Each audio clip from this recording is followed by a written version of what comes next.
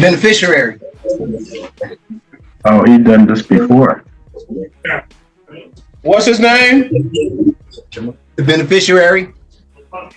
Yeah. First name, Mr. Beneficiary. Are you stating that the trust that we are administrating is the Kevin Pollard Trust? If so, I'm asking what your name is. my name is the beneficiary of the trust. Of whose trust? Are you stating that the trust that we are now administrating is the Kevin Pollard Trust, Your Honor? Okay, I'm gonna recall him. Bring up somebody else. Put him aside. We'll call him at the end. Sir, is your name the beneficiary, Kevin Teron Anthony Pollard? Yes or no? I'm the beneficiary of the trust, Your Honor. Are you stating that the trust that we are now administrating is the Kevin Pollard Trust? Are you Kevin Pollard? I'm asking you. Is the trust that we are now administrating? Sir, I asked the questions here. You give me yes or no answers. You're asking for my permission to ask the questions. You give the answers. Is that clear? It's very clear. Okay, listen. Yes. Are you also known by the name of Kevin Pollard amongst other names? Yes or no? Are you stating that the trust that we are now administrating is the Kevin Pollard Trust, Your Honor? If so, Kevin Pollard is in fact present today. It is you that is Kevin Pollard, Your Honor. Really? Yes, Your Honor. Really? It is you that is Kevin Pollard. Yes, Your Honor. Kevin Pollard.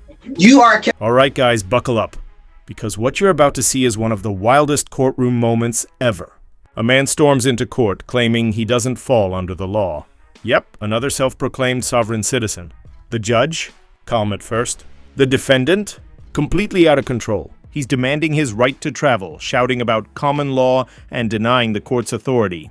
But this time the judge doesn't play around. What happens next proves why facts always beat fantasy every single time. Kevin Pollard today, Your Honor. I am the beneficiary. And then who are you? I am the beneficiary of the trust. Okay, well, Mr. Beneficiary, take you and your trust back to jail. I have some questions for the clerk, Your Honor. No. I have. Can I speak to the clerk before we go any further? You know what? I'm gonna put you in timeout. Get your mind right, Mr. Pollard. Yes, sir. Can I have the clerk present?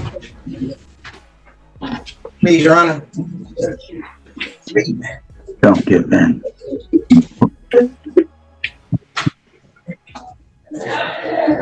Please have the clerk present in a Zoom meeting. You know what? If you answer my questions, I'll consider it. Okay. What's the question? What's your name? The beneficiary. All right, Mr. Beneficiary, put you back in timeout. All right, Beneficiary. I'm going to give you another chance in front of another magistrate.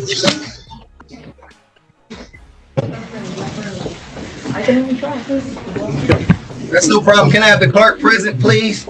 Hey, sir. Sir, I'm magistrate in Charlottesville. DDC. Excuse me? Yeah. I'm talking to the DDC officer. Yes. DDC? Yes, ma'am. Okay. The gentleman that is in front of the screen, in front of camera 1, what name do you have him listed as? Kevin Pollard. Do you have a middle name? No, ma'am. Okay, so you have a Kevin Pollard. Okay, and sir, you're identified as Kevin Pollard, but you're considering yourself the beneficiary. Is that correct, sir? Are we on the record? We are. Everything is on the record.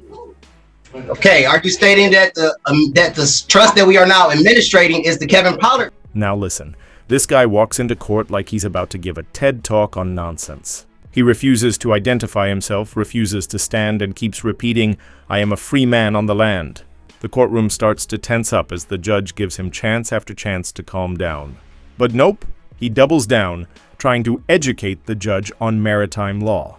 At this point, everyone realizes this isn't a legal defense. It's pure delusion. And the judge? He's had enough. Trust, ma'am. I'm not administrating any trust because there is no trust in front of me. But what I'm asking you is, you call yourself the beneficiary. Is that correct? Yes, Your Honor.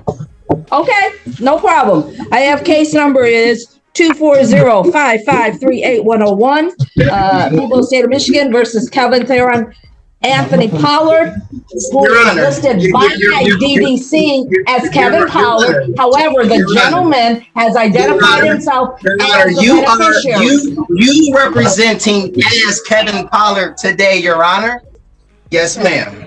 Counsel Kirkland. Good afternoon, Your Honor. Shava Kirkland on behalf of Mr. Pollard, who has been advised of his rights, which is to stand mute and waive the formal reading. Thank you. I'm going to enter plea of not guilty. Court dates are February 2nd, 2024. It is a probable cause conference, followed by preliminary examination, February 8th, 1:30 p.m. Both matters are in front of Judge King. Probable cause conference, it is at 8:30 in the morning. Mr. Beneficiary, you should not talk over to the court. I thank you very much. You are under oath and you are on record. And I'm asking you, beneficiary, I have not sworn you under oath. I am under oath, so I am doing all this. I'm going to enter plea of not guilty. I already given the court dates while this case is pending, sir. Okay, there should be no contact with the individual. You are not allowed to state what the judgment is. That is my job. Mr. Pollard, I do want to let you know that the judgment. Okay. I have a question for the clerk. Okay. I have a question for the clerk. I have a question for the clerk. You will give an opportunity, sir. You will give an opportunity. Let me finish. The people, go ahead, Esteban.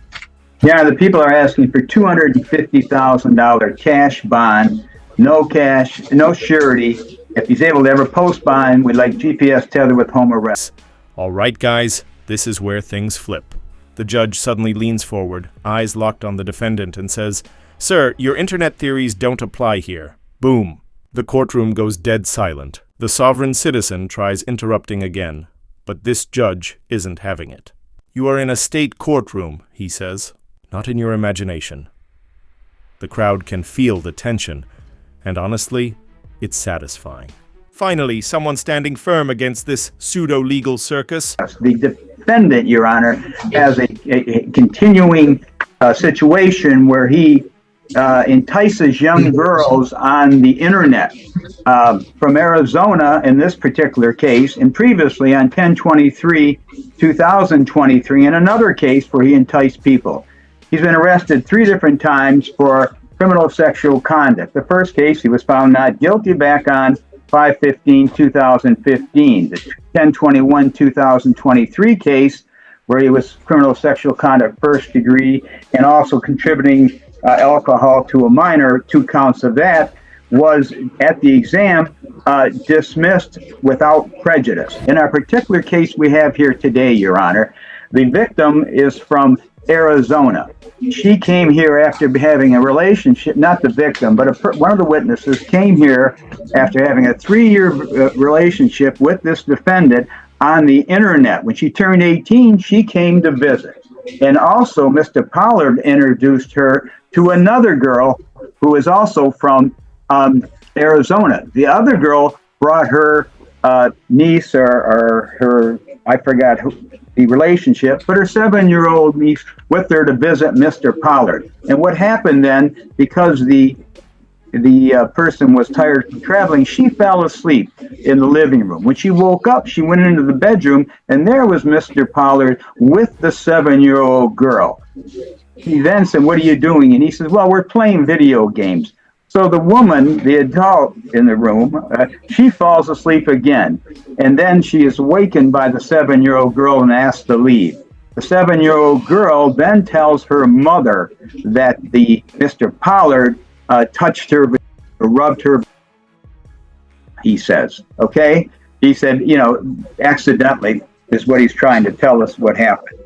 Jenner, The situation is she's told the 7-year-old child has told TED Talk that he did this. He's told Protective Services that he did this. And as far as I'm concerned, Judge, he fits the category of a predator because he did the same thing in the 10/23/2023 case of enticing young people from other parts of the country, perhaps, I don't know where exactly, to come and see him on the internet.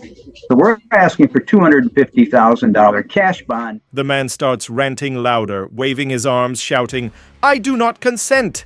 while security edges closer. The judge calmly signals the bailiff, and you just know things are about to escalate. "Sir, you can either sit down or be removed," the judge warns. Guess what he picks? The wrong one.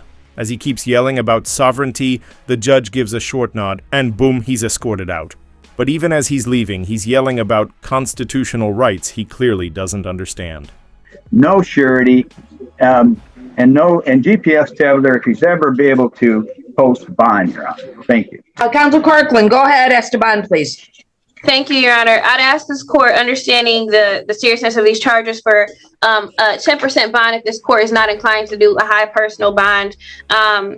So one, I know the bulk of Brother Counsel's argument was this dismissed case from last year. I'd ask that this court sentence him based on these allegations and the facts and details surrounding this case. This is a 2020 case, and the woman that he met was 20 years old, or that came to see him was a 20-year-old woman, was not an underage woman.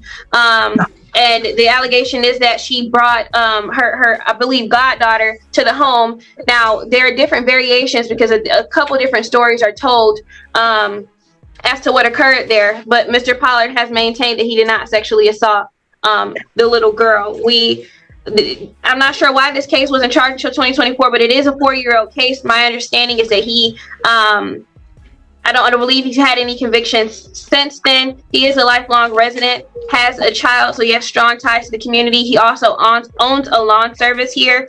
At this point, there's no amount of bond that he can't afford to pay, so even a 10% bond would be unaffordable for him. But given the age of this case and his lack of issues since this, I'd ask this court consider a high personal bond, if not that, a 10% bond. Thank you. I've heard the representations from both sides in this particular matter in reference to the beneficiary who is listed by the court or by DDC as Kevin Pollard, is that in this particular matter, even though this is from 2020, okay, there was a forensic interview, Kids Talk, with the victim, and she disclosed that she was touched by the defendant and that he rubbed her with his hand. This court is not considering the other cases that were dismissed. They were dismissed without prejudice. Okay, this court is only going with this matter. In reference to this gentleman, the defendant, bond is going to be $250,000 cash. There's going to be a GPS. All right, guys, let's get something straight. Right to travel doesn't mean you get to drive without a license, registration, or insurance. That's not freedom, that's chaos. Courts have ruled this 100 times over. The judge even explains it calmly. Traveling is a right, driving is a regulated privilege. But these sovereign citizens keep twisting words to fit their fantasy world. The reality? No one is above the law, not even those who think they've opted out. Tether, home arrest. Further, okay, it's going to be unaffordable. So today is Friday. He's going to get another court date. Today is the 26th, January 29th. 2024, 9 o'clock in front of Judge McConigal, who's going to be looking at the bond amount and bond conditions. Also, there is one other thing. This court looks at clear and convincing evidence standard, okay, based on the representation, based on the reading. This court is convinced that Mr. Pollard, okay, I'm sorry, the beneficiary, okay, that he is a predator in this particular matter. That's why we're putting at $250,000 cash, GPS tether, house arrest. He does have the unaffordable bond redetermination for this Monday, January 29, 2024, 9 o'clock in front of Judge McConigal. Also, there's another bond condition. He's not to be around any minor children. That concludes the arraignment of the beneficiary, also known as Kevin Pollard. Madam Clerk. Pre-trial, Your Honor. You wish to talk to the gentleman that's in front of the screen. Judge, Okay. Just so for the record, is that the clerk has declined to talk to the gentleman in front of the screen. No, that is not fair. Thank you. That is not fair. You cannot do this. Under oath and on record, you cannot do this. I have rights, and you violated them, and you was not my judge. Okay, you can go. Go ahead and do whatever. You cannot do that. February 2nd, February 8th. February 2nd, February 8th. Body determination Monday. Of this QV trust account that she are. Huh? What you say? What is the bond for your client? $250. Cash, that's correct. Argument. Judge, my client's 38 years of age. This part always blows my mind. These guys genuinely believe typing something on paper makes it law. They quote old maritime codes and random phrases like, "I stand under common law jurisdiction." Sounds smart? Nope. Judges hear this every day. They know it straight from internet conspiracy videos. And this judge, credit where it's due, handles it like a pro. Sharp, calm, and absolutely unshaken. He dismantles each myth point by point. If your courtroom's He's on Social Security disability, Judge. I don't see any criminal history for Mr. Pollard, Your Honor. He lives in the city, does have a child. Your Honor, this alleged incident occurred back in 2020. So it's some 4 years ago. Obviously, it's a serious case, obviously. But it's 4 years old, Judge. He has no priors. I'm asking respectfully for a reduction in bond. The bond is $250,000 cash.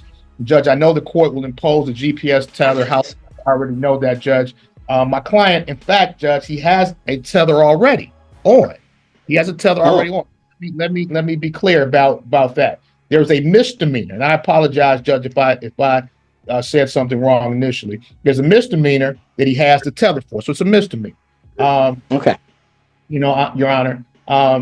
And he does a lawn care service, so he does have some work that he does, but the court doesn't have to worry about tether. I'm just asking for a reduction in bond to either a high part, some type of 10% bond. I think $250,000, Judge, is excessive. Thank you.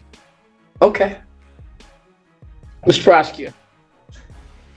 Judge, the defendant on the screen today in the top left, he's being charged with sexually assaulting a 7-year-old. The assault allegedly happened at his house in his bed. Your Honor, this is an individual who allegedly is self-proclaimed part of the tribe of... At this point, you can see the judge's patience wearing thin. He's tried logic, calm explanations, even warnings. But the defendant just won't stop arguing imaginary law. "Sir," the judge finally says, "you can't declare yourself outside the legal system while standing inside my courtroom." That line hits hard. The room goes silent again. You can practically feel the walls closing in on this so-called sovereign. It's over.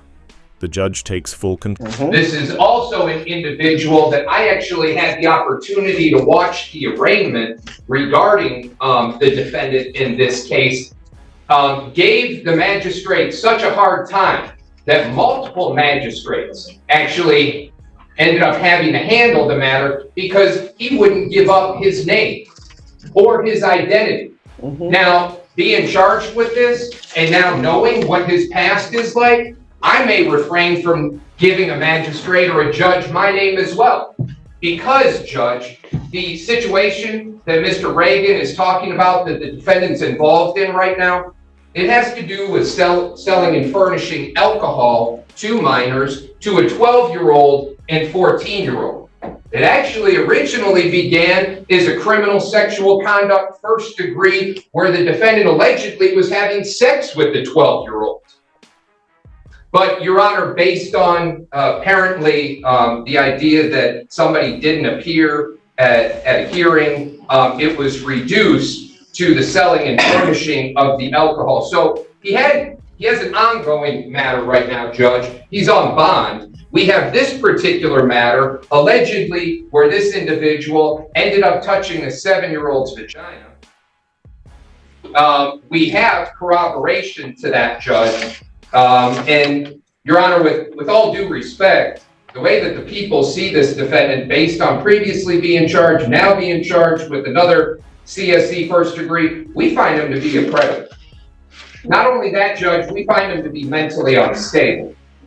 He's currently on a case regarding minors, 12 and 14 years old, and just plain and simple, Judge, we find him to be a danger to the community.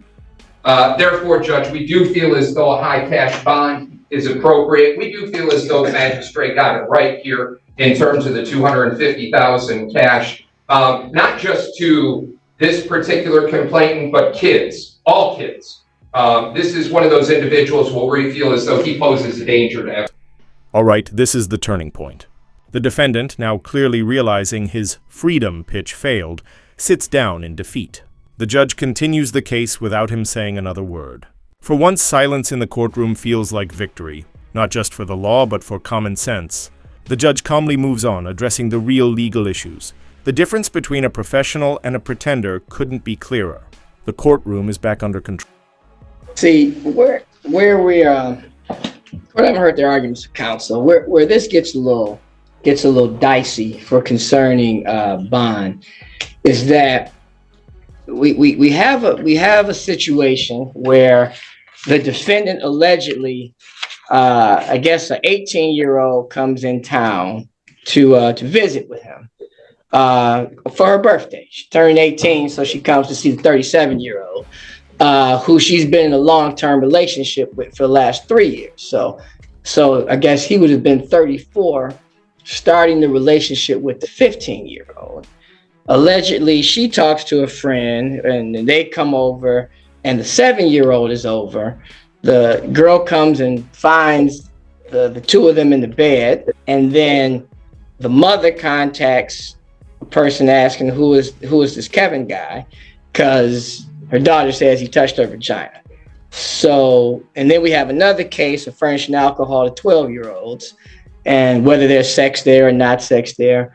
We have a pattern that's a little bit concerning. It's a lot of minors, a lot of alcohol, a lot of sex allegations, a lot of molestation allegations, a lot of flying people in who are kids and teenagers, and so we're real concerned about this. So the $250,000 bond is an unaffordable bond, and so the court does find that this defendant is a danger to all kids.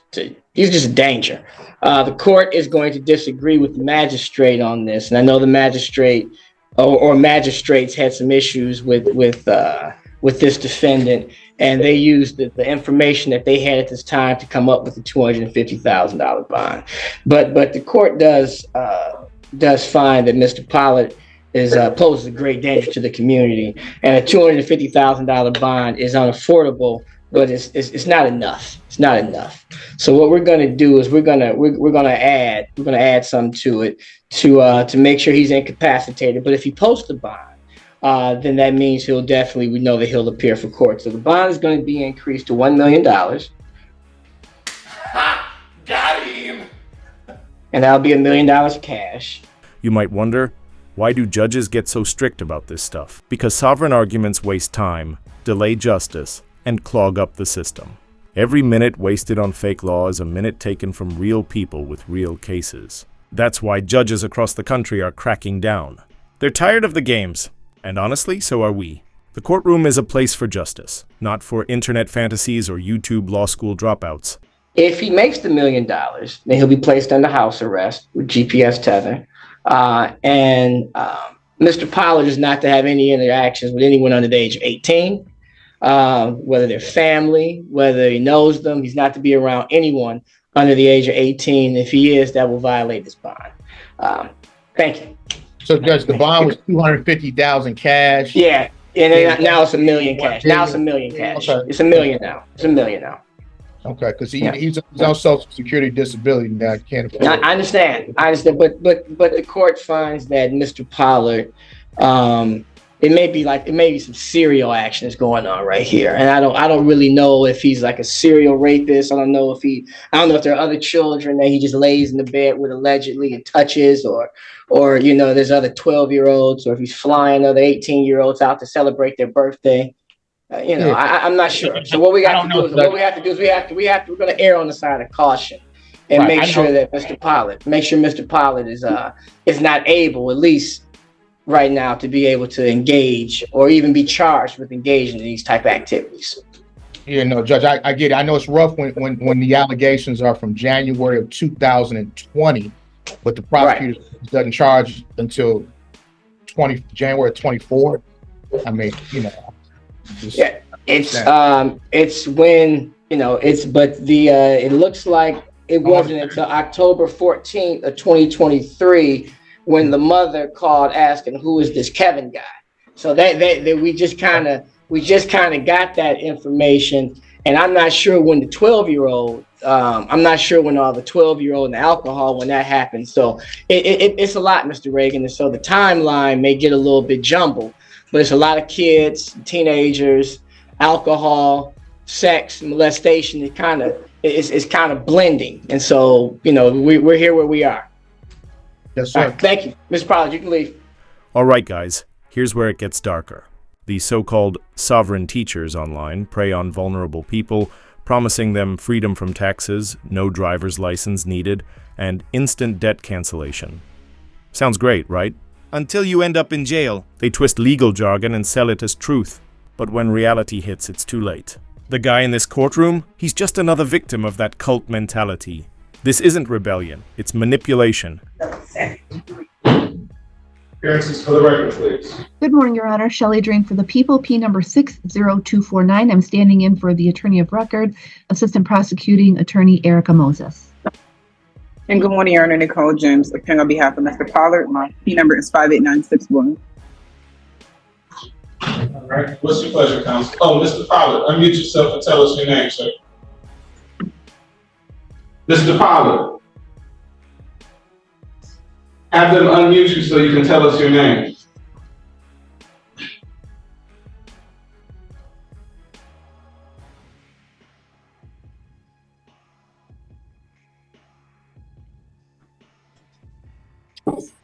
Tell me your name, sir.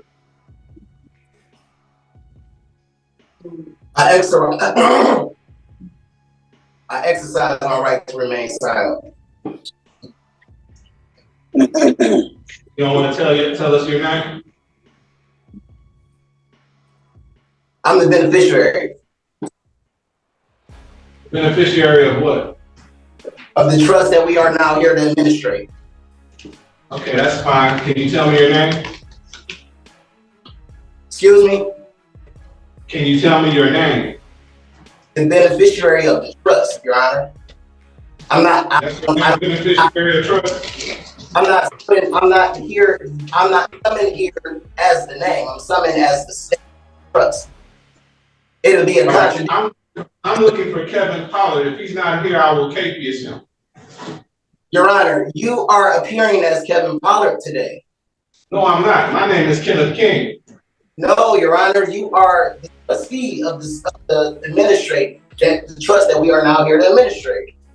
It is a I have no idea what you're talking about, sir. I'm just looking for Kevin Pollard. If you're not him, then I'll issue an arrest warrant for Kevin Pollard because he's supposed to be here. Under trust law, it's a contradiction for one to be the beneficiary and the trustee, Your Honor. All right, you're talking a different language to me. I have no idea what you're talking about. Miss James, how would you like to proceed? Judge, originally I was going to ask that it be set for a preliminary examination, but it sounds like it may be a competency issue. And now for the final blow. The judge looks directly at the man and says, "You can't fight the law by denying it exists." Boom, that's it. He delivers a short, powerful statement on responsibility, law, and respect for order. The courtroom applauds, literally. It's rare to see a judge break composure, but this one does it flawlessly. A masterclass in professionalism and power. The man leaves with his head down. Reality hits hard when fantasy meets facts. What I'm going to ask the court to do, I have an appointment to meet with Mr. Pollard this afternoon. I'm going to ask the court if you would, we can set an exam date, but we could also set Monday as a review date. Hey, why don't we just do that before we set an exam date? Okay. The court will adjourn the probable cause conference. If you're able to find Mr. Pollard, we'll adjourn the probable cause conference to February 5th at 8:30. Yes, Your Honor. All right, Mr. Pollard, and I will issue a casus for his arrest. Yes, Your Honor. Thank you. What's your name? There you go. Say your name. Say your name, sir. For me, Yeah. the beneficiary of the state. I'm here today for the state. What's your name, sir? I don't know who the beneficiary is. Excuse me? What is your name? I'm coming to appear as the beneficiary of the state, Your Honor. Okay, forget all that. What did your mom call you? What's your name? I have no idea who you are, sir. Okay, well, you're gonna sit there until I figure out who you are. I'm not under that jurisdiction to consent to the name, Your Honor. That's appearing under your jurisdiction. Your case is then, because I'm looking for Mr. Pollard. If you're not Mr. Pollard, then you're not here, and a warrant will be for your arrest, and you can sit in jail till you rot for all I care. That's fine, Your Honor, but that's Deputy, you can remove him. He's not here. he's not here today because he doesn't exist. Okay, bye. The all caps entity. I'm talking to you. Goodbye. All right, guys, let's wrap this up. This courtroom moment is more than just a viral clip. It's a wake-up call. The law isn't a suggestion, it's the backbone of a functioning society. You can't opt out because a YouTube video said so. The judge didn't humiliate him, he educated him. And maybe, just maybe, others will learn before it's too late. So next time you see a sovereign citizen clip, remember, the internet gives opinions, but the court gives reality.